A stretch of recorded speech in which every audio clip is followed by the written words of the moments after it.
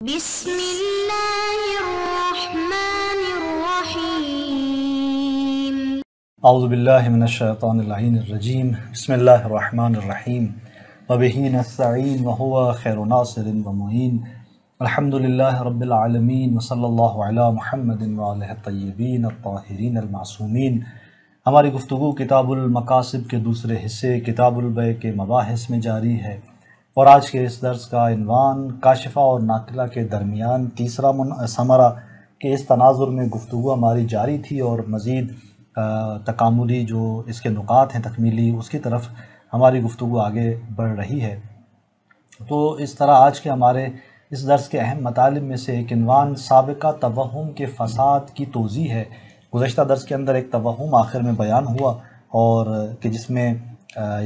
جو کہا گیا کہ جو یعنی ملازمہ بیان کیا گیا کہ منتقل عنہ میں اگر تصرف حرام ہے تو منتقل الیہ میں تصرف جائز ہونا چاہیے، اس کے فساد کی توضیح آج کے اس درس کے اندر بیان ہوگی۔ پھر ایک اور دعویٰ اور اس کا رد ہے جو یہاں پر ذکر کیا جائے گا آج کے اس درس کے اندر۔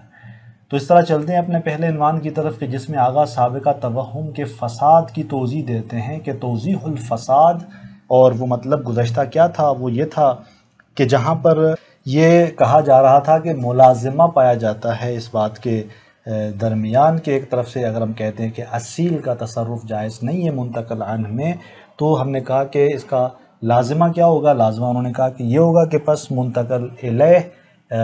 یعنی منتقل الیہ میں جو ہے تصرف اس کا جائز ہونا چاہیے۔ آپ فرماتے ہیں کہ ان کی یہ بات درست نہیں ہے۔ توضیح الفساد کیا ہے کہ ان الثابت من وجوب وفاء العاقد بما التزم على نفسه من المبادلہ حرمت نقضہ والتخطی عنہ۔ فرماتے ہیں کہ وہ بات کہ جو ثابت ہے اوفو بالعقود کے وجوب سے، یعنی وفاء عاقد کے وجوب سے، کہ جو ہم نے کہا کہ عاقد کی وفا واجب ہے، بما التزم على نفسه، اس چیز کی نسبت وفا واجب ہے کہ جس کو ملتزم ہوا ہے اور خود پر، اور وہ مبادلہ ہے، مبادلے کی نسبت یہ ملتزم ہوا ہے۔ اور اس وفا کا جو وجوب تھا، اس سے جو چیز ثابت ہوئی وہ کیا تھی؟ حرمت نقض ہی، کہ اس کا نقض حرام ہے، اور اس معاملے کی نسبت تخطی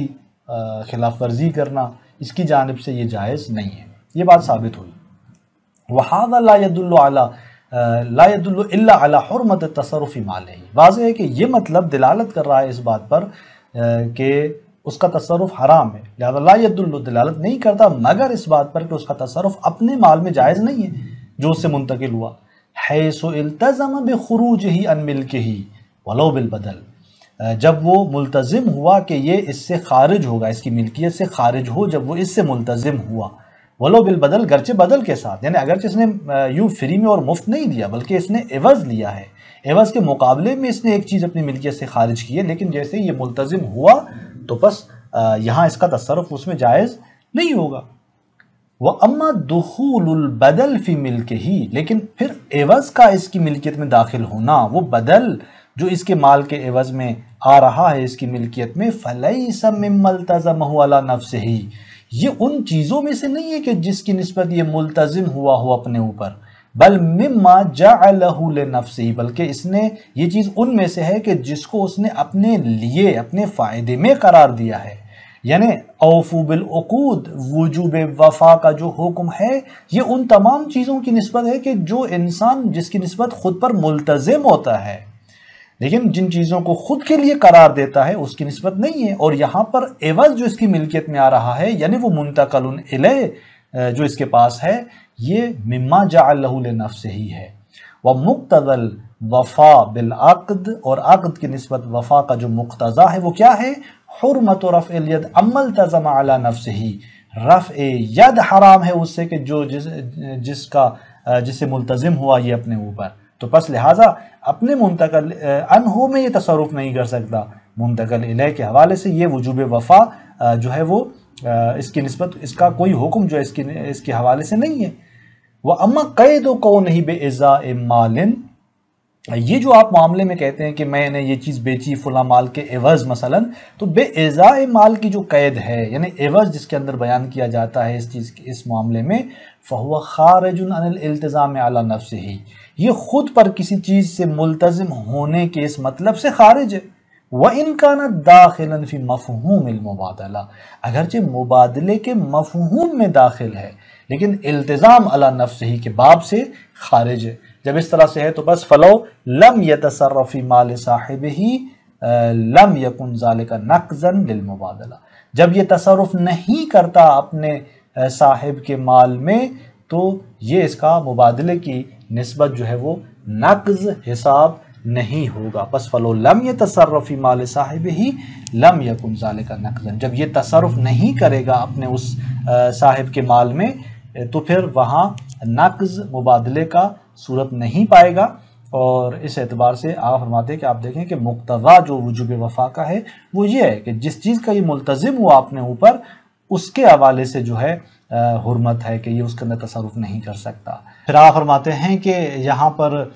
فالمرجع فی ھذا التصرف فعلا و ترکا الی ما یقتضی الاصل، اس چیز کے اندر تصرف جو ہے تصرف مرحلے یعنی فعلا و ترکا تصرف کرنا، انجام دینا یا تصرف ترک کرنا،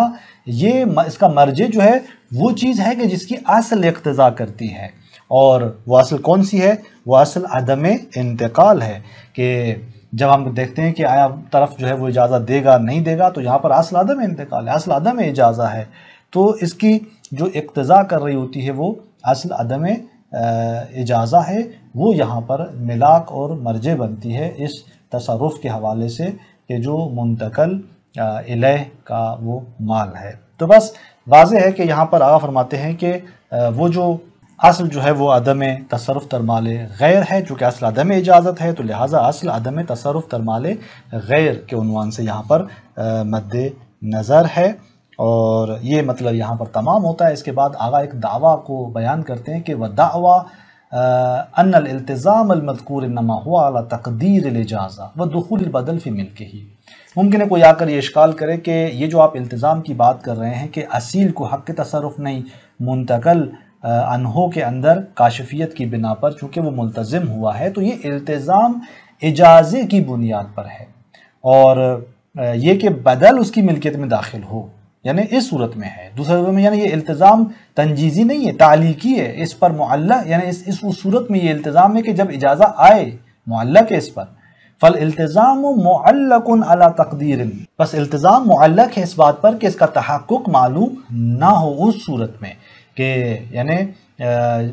جس طرح ہم نے کہا کہ فہو کا نظر المعلق علی شرط، جیسے کہ نظر ہوتی ہے جو معلق ہوتی ہے شرط پر، کہ جب ہم نظر کرتے ہیں کسی مال کے حوالے سے اور پھر اس کو مشروط قرار دیتے ہیں تو جب تک شرط حاصل نہیں ہوتی تو اس وقت تک ناظر جو ہے وہ حق تصرف رکھتا ہے اپنے مال میں، تو یہاں پر بھی یہ التزام کہتے ہیں کہ تعلیقی ہے، اور یہ التزام معلق ہے اس صورت میں کہ جب جو ہے مد مقابل کی جانب سے اجازہ آ جائے،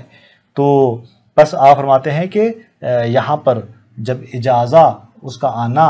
اور اس طرح جو ہے وہ ملک یعنی اس کی ملک میں بدل داخل نہیں ہو رہا، اس کی اجازت نہیں آ رہی، تو اس صورت میں نظر کی طرح اس کو حق تصرف حاصل ہونا چاہیے، تو بس یہ التزام چونکہ تعلیقی ہے۔ حیث حکم جماعت بجواز تصرف المال المنظور، نظر کی اس مثال میں فقہا کی جماعت نے کیا حکم دیا ہے کہ تصرف جائز ہے اس مال منظور میں قبل تحقق شرط کے تحقق سے پہلے، اذا لم یعلم بتحققہ، جب معلوم نہ ہو اس کا تحقق۔ اوپر بھی ہم نے یہی کہا کہ فالالتزام معلق علی تقدیر لم یعلم تحققہ، التزام معلق ہے اس بات پر کہ اس کو تحقق اس کا معلوم نہ ہو، تو یہاں پر یہ التزام تعلیقی ہو جاتا ہے۔ یہاں پر بھی اس طرح سے ہے نظر کے اندر کہ جب شرط کا تحقق معلوم نہیں ہے تو اس تحقق سے پہلے یہ تعلیقی ہے، لہذا مال منظور میں جواز تصرف کا حکم کرتے ہیں بزرگان۔ فَكَمَا أَنَّ التَّصَرُّفَ حِينَئِذٍ لَا يُعَدُّ حِنْسًا، اب اگر اس نظر کی مثال میں اگر وہ تصرف کرتا ہے تو وہ حنس سے نظر حساب نہیں ہوتا، نظر کے توڑنے کے نقض کے باب سے شمار نہیں ہوتا۔ فَقَضَا التصرف فیما نانفی، اسی طرح سے تصرف ہمارے اس مانانفی میں قبل العلم بتحقق الاجازہ، اجازے کے تحقق کی نسبت علم سے پہلے یہ تصرف بھی یہی حیثیت رکھتا ہے۔ لا یعد نقدا لما التزمہ، اور یہ نقض حساب نہیں ہوگا اس چیز کا جس کا وہ ملتزم ہوا ہے، اذ لم یلتزمہ فی الحقیقت الا معلقا، چونکہ وہ اس کا ملتزم نہیں ہوا حقیقت میں مگر اگر التزام اس نے اپنے سر لیا ہے ملتزم ہوا ہے تو تعلیقی صورت میں وہ ملتزم ہوا ہے۔ آپ فرماتے ہیں کہ یہ جو بیچ میں اشکال وارد ہوا دعویٰ کی صورت میں، آگا جواب دیتے ہوئے فرماتے ہیں کہ مدفوعۃ، یہ دعویٰ کیا ہے؟ مردود ہے۔ کب؟ بعد تسلیم جواز تصرف فی مسئلۃ النظر المشہورۃ بالاشکال، اس بات کی تسلیم کے بعد اگر ہم نظر کے مسئلے میں تصرف کے جواز کو تسلیم کریں، المشہورت جو مسئلہ نظر میں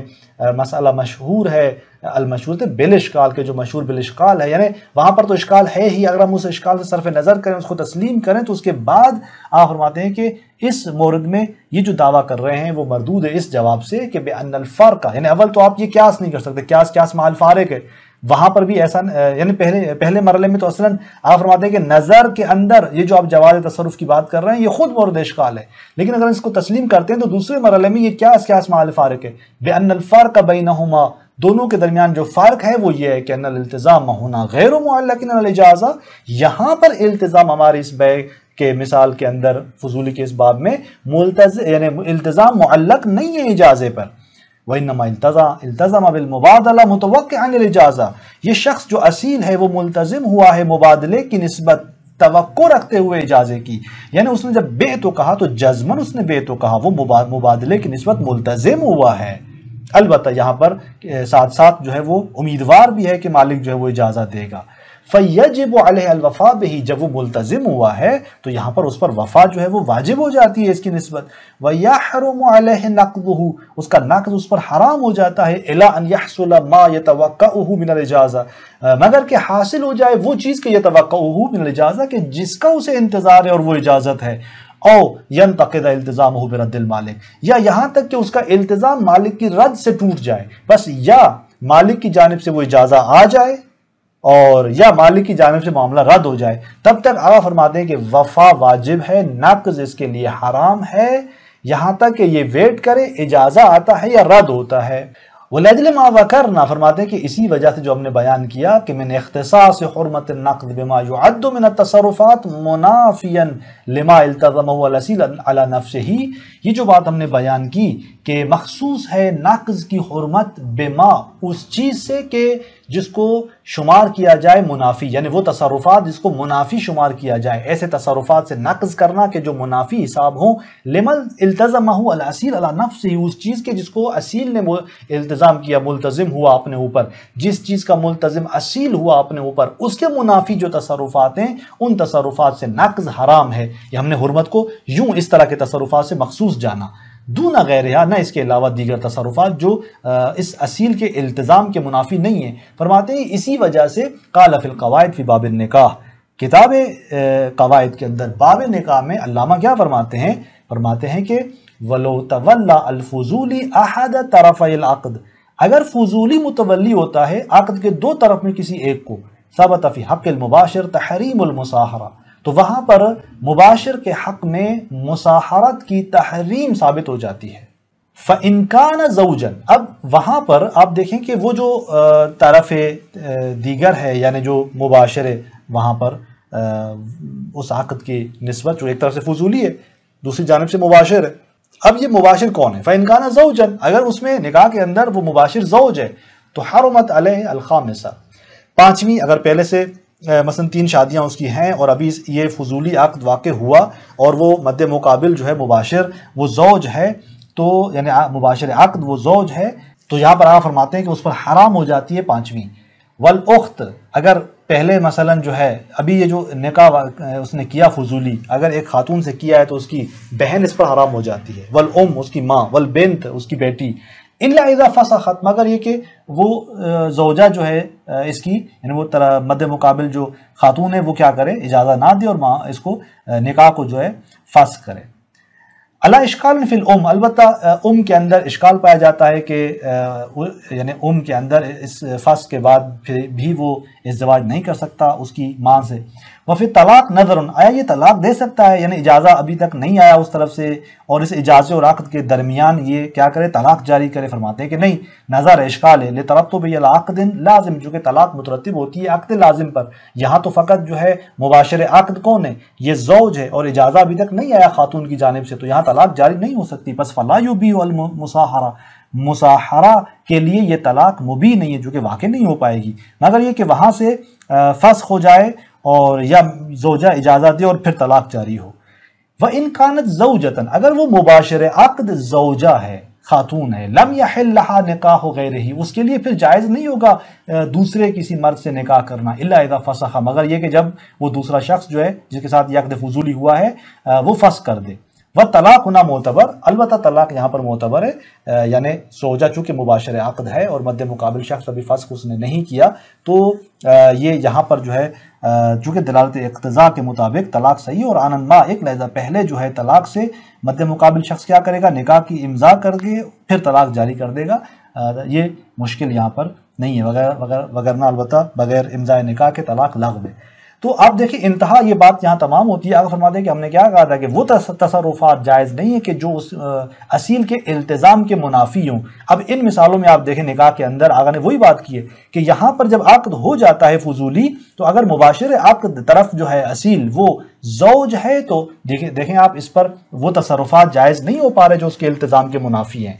وہ پانچویں خاتون سے نکاح نہیں کر سکتا کسی اور، جب تک یہ معاملہ ایک طرف نہیں ہوتا، اجازہ یا رد ایک طرف نہیں ہوتا، تو پھر یہ نکاح نہیں کر سکتا کہ کسی اور خاتون سے جو مثلا پانچویں کی صورت میں آ سکتی ہے، یا مثلا اس کی بہن سے نکاح نہیں کر سکتا۔ اسی طرح آپ فرماتے ہیں کہ اگر وہ مثلا زوج ہے تو اس کے لیے بھی وہ تصرفات جو منافی التزام ہے انجام وہ نہیں دے سکتا۔ وَأَنْ كَشْفِ اللِّسَامِ نَفْيُ الْإِشْكَالِ، البتہ کشف لسان سے آپ فرماتے ہیں کہ نفی اشکال ہے، کہ یعنی اس مصاحرہ کی تحریم میں کوئی اشکال نہیں ہے، کہ یعنی مصاحرہ جو ہے وہ حرام ہو جاتا ہے اس نکاح کے بعد، فضولی کے بعد۔ وَقَدْ سَرَّ أَيْضًا جَمَاعَةٌ بِلُزُومِ النِّكَاحِ الْمَذْكُورِ مِنْ طَرَفِ الْأَصِيلِ، اور ایک جماعت نے تصریح کی ہے کہ یہ نکاح لازم ہو جاتا ہے طرف اصیل کی جانب سے جو مباشر عقد ہے۔ وَفَرَّعُوا عَلَيْهِ